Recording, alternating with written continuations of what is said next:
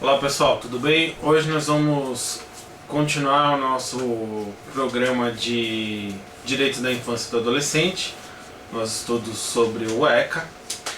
E hoje nós vamos falar no ponto 5 do programa do edital do concurso da magistratura do TJDFT.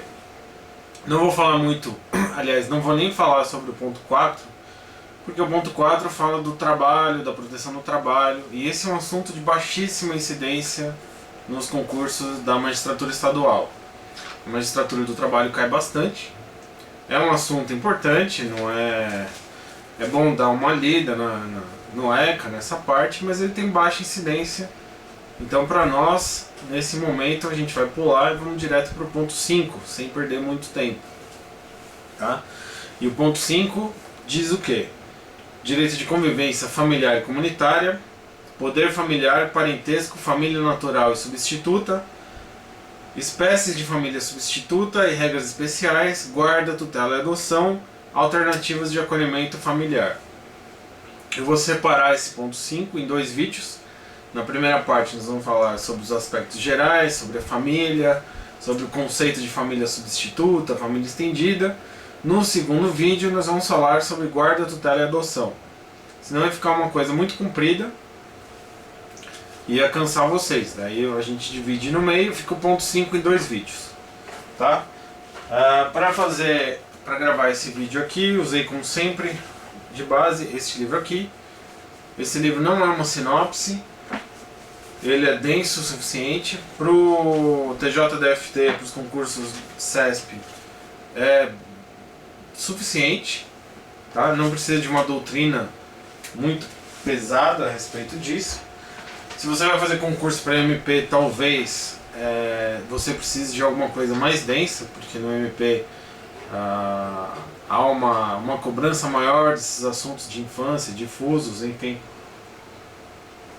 Mas para a magistratura tá de bom tamanho, não precisa ir atrás de sinopse. Esse livro aqui já é suficiente, dá para resolver bastante questão com ele, não tem nem 700 páginas. Tá? Dá pra usar ele bem. E parece que as bancas gostam muito desse livro, desses autores, tá? Então vamos lá.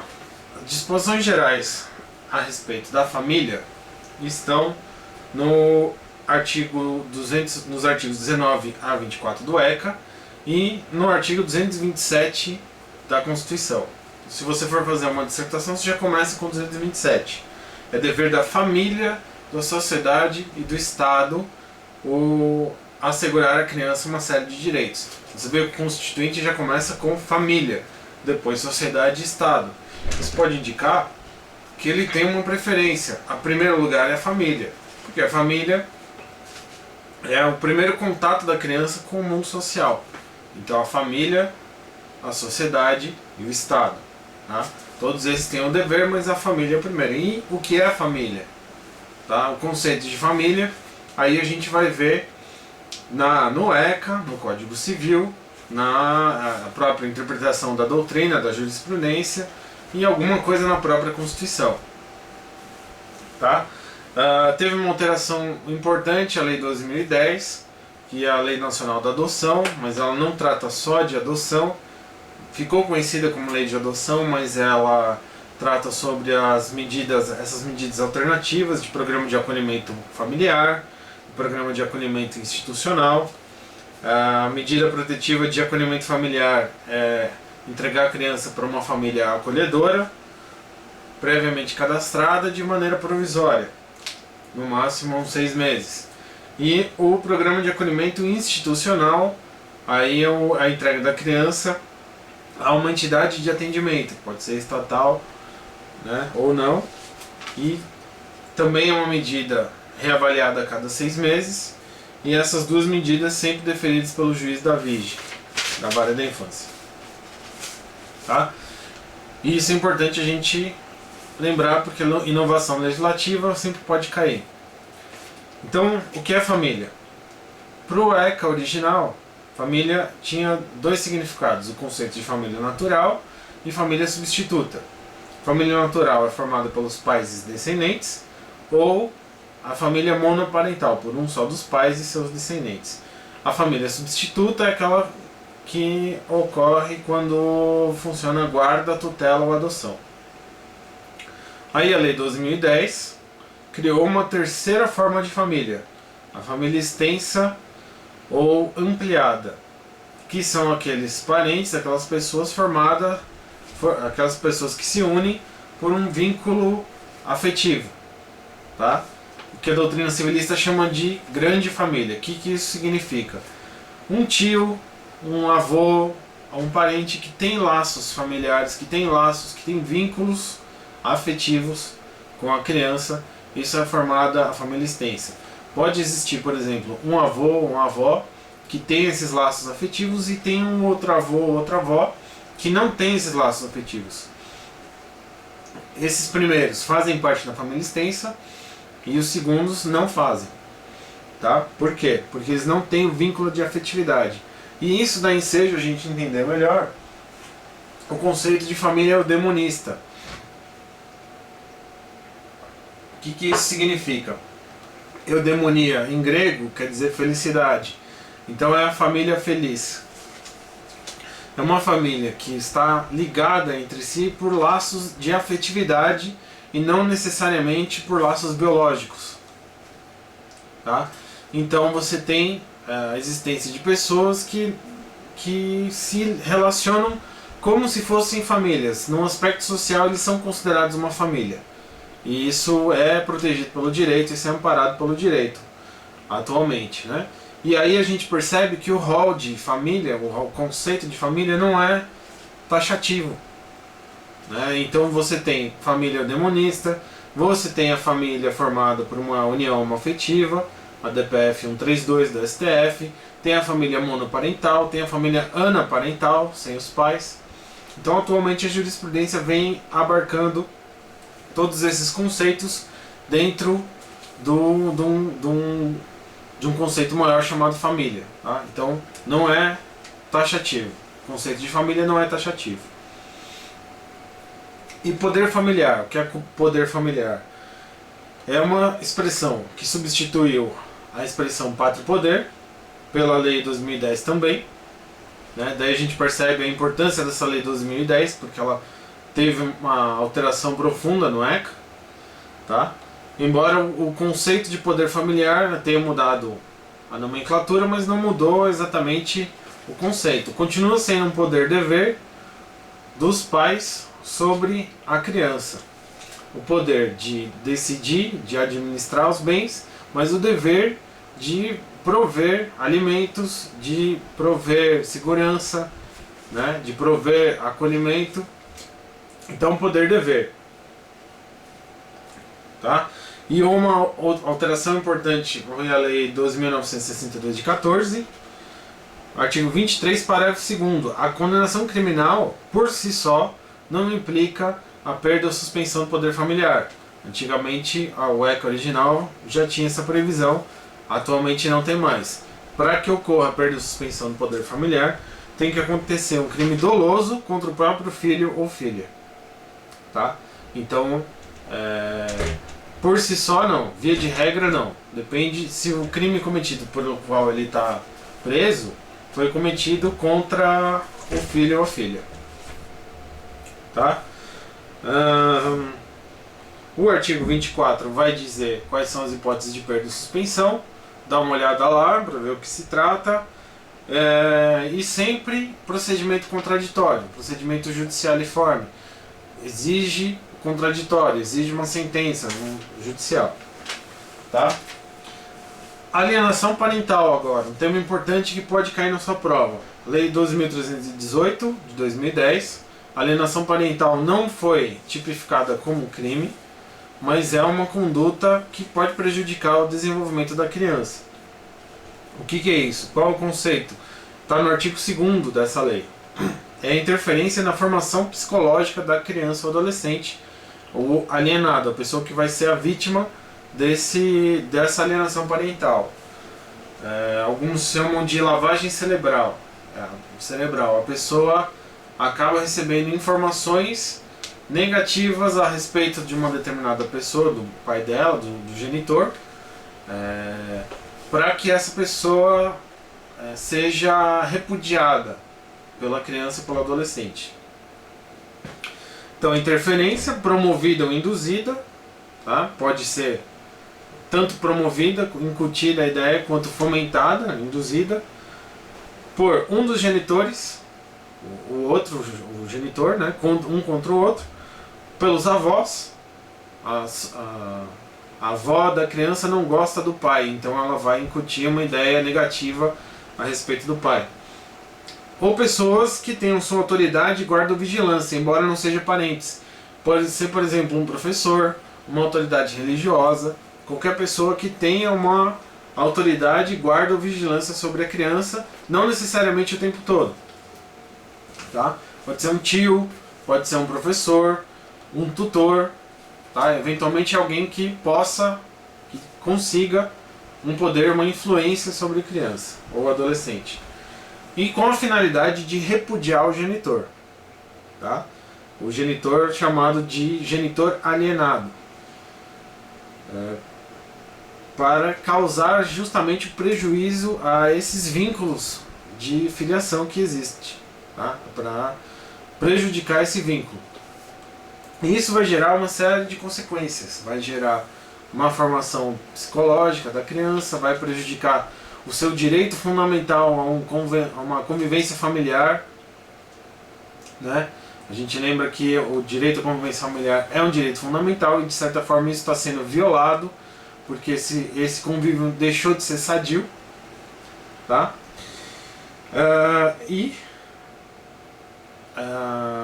A vítima é sempre o genitor alienado, o pai ou a mãe da criança.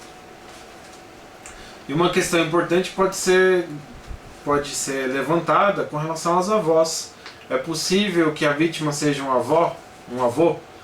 Né? A lei poderia ter dito isso, mas não falou nada.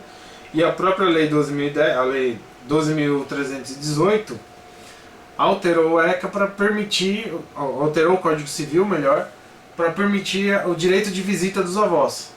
Poderia ter dito alienação parental com relação aos avós, silenciou a respeito e deu o direito de visita aos avós. Então ficou uma coisa estranha. Houve um silêncio eloquente ou não? Ou só um esquecimento do legislador? Né? Isso é uma questão que ainda não tem um debate mais aprofundado sobre isso. Ainda não tem nenhuma decisão a respeito. Pelo menos eu não achei nenhuma até agora. E a alienação parental tem várias nomenclaturas, que é importante a gente saber. Síndrome da implantação de falsas memórias. Síndrome de Medea. Síndrome dos órfãos de pais vivos. Síndrome da mãe maldosa associado ao divórcio. Reprogramação da criança e do adolescente e padrectomia. Tá? Com relação às medidas que o juiz pode adotar quando ele percebe que está havendo uma situação de alienação parental. Ele pode determinar advertência, ampliação do regime de convivência em favor do alienado, pode estipular multa, acompanhamento psicológico ou psicossocial, alteração de guarda, fixação cautelar de domicílio, lembrando que uma das formas de alienação parental é mudança de domicílio de maneira injustificada, a pessoa fica fugindo para não permitir, para impossibilitar o direito de visita. E a suspensão da autoridade, eventualmente, tá? Se o juiz percebe um abuso. Então vamos falar agora sobre família substituta. Quando houver uma impossibilidade da família natural, de certa forma, permanecer com a criança ou adolescente, haverá a família substituta. Quais são as formas em que isso acontece? A guarda, a tutela e a adoção. A criança e adolescente deve ser ouvido sempre que possível, quando isso acontece, a respeito dessa colocação em família substituta. E se ele tiver mais de 12 anos, ele deve ser ouvido obrigatoriamente. Quando é sempre que possível, a lei quer dizer o quê? Não é discricionário. O que a lei está dizendo não é discricionariedade do juiz com relação à oitiva da criança, menor de 12 anos. É que o que a lei quer dizer é que uma criança de 1 ano e meio, uma criança de 2 anos, não dá para ser ouvida. Mas uma criança de 10, uma criança de 9 anos, aí você consegue. Então sempre que possível, quando der, ouça a criança. Tá? Deve ser levado em conta na colocação da família substituta o grau de parentesco, a questão da afinidade, a família estendida. Tudo isso em nome da proteção integral e do melhor interesse da criança. Tá? São os 2 princípios que devem sempre nortear o direito da infância e da juventude. Impedimentos. Quando não se deferirá a colocação em família substituta a pessoa que revele incompatibilidade com o instituto e a pessoa que não ofereça ambiente familiar adequado. Tá? Algumas questões importantes agora antes de encerrar o primeiro vídeo. A adoção internacional é uma questão que não cai muito no nosso foco, não cai muito nas provas de magistratura estadual, mas a gente tem que lembrar que a adoção nacional prefere a adoção internacional. E quando isso acontece? Quando que acontece a adoção internacional? Não é só quando é feito por casais estrangeiros, mas o critério que vai definir se a adoção é nacional ou internacional é o domicílio da criança depois da adoção. Então, por exemplo, um casal de brasileiros que mora na Itália decide adotar uma criança brasileira. Essa adoção é internacional, porque a criança vai residir fora do país. Essa criança vai sair do Brasil. Então essa adoção é internacional. Um casal de noruegueses que mora aqui no Brasil decide adotar uma criança. Essa adoção é nacional. A criança vai permanecer no Brasil, ela continua no território. Então essa adoção é nacional. A preferência sempre pela adoção nacional a internacional. Tá? E nos critérios de preferência, a família extensa prefere os laços familiares, né? Os laços eudemônicos preferem a criação de novos laços com uma família de desconhecidos. Tá? A ordem do Cadastro Nacional de Adoção não é absoluta. RESP 1347228 de Santa Catarina.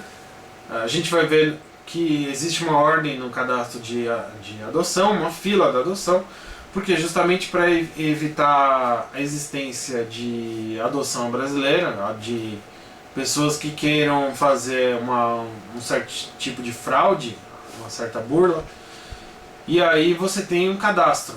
Para você adotar, você tem que estar no cadastro. E esse cadastro não é necessariamente rígido, porque existem situações em que o superior interesse da criança deve prevalecer sobre a ordem do cadastro. Tá? A adoção por avós não é permitido, o ECA não permite a adoção de descendentes, tá? Mas o STJ já permitiu a adoção de uma criança pela sua avó, num caso concreto, específico, em que essa pessoa, o adotante, já tinha adotado a mãe da criança. Era uma criança vítima de abuso infantil e ela estava grávida com 8 anos de idade. E depois que essa criança deu à luz, elas foram tratadas como irmãs, embora fossem mãe e filha, pela questão da pouca diferença de idade, né, 8 anos. E aí, como elas foram tratadas como filhas a vida inteira, o STJ entendeu que nesse caso a avó poderia adotar a própria criança, o bebê que foi tratado como irmã da mãe, né? Um caso triste, mas que ilustra essa possibilidade. Também o STJ já deferiu a adoção por 2 pessoas que não eram casadas, no caso eles eram irmã e irmão, adotaram uma criança que foi tratada como parte de uma família anaparental ali, como se fosse filho deles, né? E também, nesse mesmo julgado, desse mesmo caso dos irmãos, o STJ reconheceu a validade de uma família anaparental, uma família sem pais, formada por 2 irmãos e uma terceira, ou criança adotada. Tá? Foi o RESP 217-415 do Rio Grande do Sul, informativo 500 do STJ. Tá certo? Bom, eu vou parar por aqui. E daqui a pouco eu vou gravar o próximo vídeo, que é a guarda, tutela e adoção. Tá certo? Espero vocês lá, um abraço.